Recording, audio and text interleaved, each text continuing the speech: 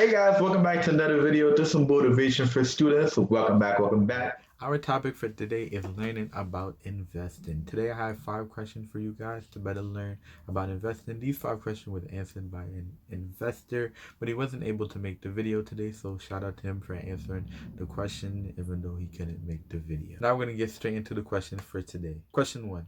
Investing seems complicated. How do I start? Investing can in fact seem complicated. However, much like everything else, you start at a beginning level and advance your knowledge progressively.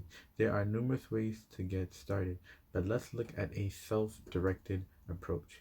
You can download the Robinhood app, create an account, decide how to fund your account, and then choose what you want to invest in. Sounds simple, right?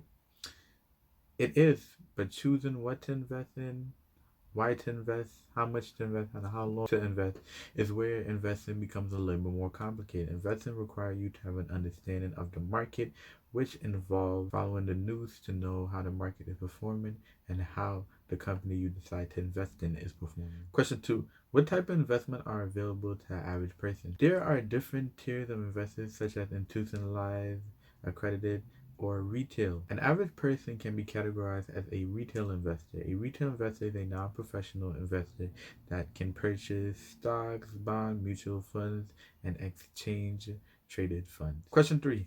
Is it too risky to pick out your own stock? Every investor must perform their daily due diligence before making an investment. Starting out, it may be risky for someone that does not understand the market or what metrics to look at to determine whether a company is good to invest in or not. So it's good to utilize the various resources such as YouTube, books, podcasts, or just performing research and reading articles about the stock you have interest in. Question 4.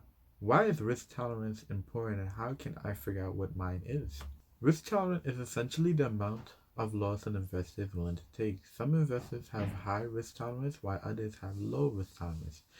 There are risks associated with every investment. However, some investments are riskier than others.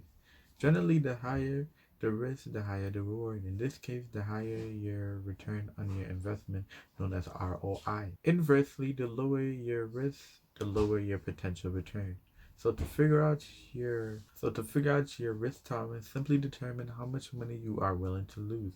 Depending on whether you have low or high risk tolerance, that determines what you decide to invest in. Question number 5, our last question. I keep hearing it's critical to diversify. Why? Investor says, you never want all your eggs in one basket. Diversification is an essential aspect of investing. It's a strategy to help reduce the risk of losing your entire portfolio should something happen in the market.